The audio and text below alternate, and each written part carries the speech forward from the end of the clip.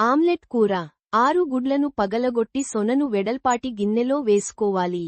బాగా గిలకొట్టిన తర్వాత ఉప్పు, కారం, ఉల్లిపాయ, పచ్చిమిర్చి ముక్కలు, వంటసోడా జతచేయాలి. తాలింపు పెట్టడానికి ఉపయోగించే చిన్న కడాయిలో ఆమ్లెట్లు వేసుకోవాలి. లేదా గుంత పొంగనాలు వేసే పాత్రతోనూ ప్రయత్నించొచ్చు. నేను చిన్న కడాయిలోనే వేస్తుంటాను. ఇలా చేయడం వల్ల ఆమ్లెట్ చిన్నగా, పైకి ఉబ్బినట్టుగా వస్తుంది. వీటిని తీసి పక్కన పెట్టుకోవాలి. కడాయిలో నూనె పోసి బాగా కాగిన తర్వాత జీలకర్ర, కరివేపాకు రెబ్బలు వేసి వేయించాలి. తర్వాత ఉల్లిపాయ, టొమాటో ముక్కలు కలపాలి.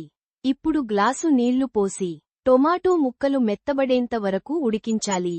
కూర దగ్గర పడిన తర్వాత ఆమ్లెట్లు వేసి పైన కొత్తిమీర తురుము చల్లితే సరిపోతుంది. టొమాటోల్లోని రసాన్ని, ఉప్పు, కారాలను పీల్చుకున్న ఆమ్లెట్లు పైకి ఉబ్బి, మెత్తగా భలే ఉంటాయి.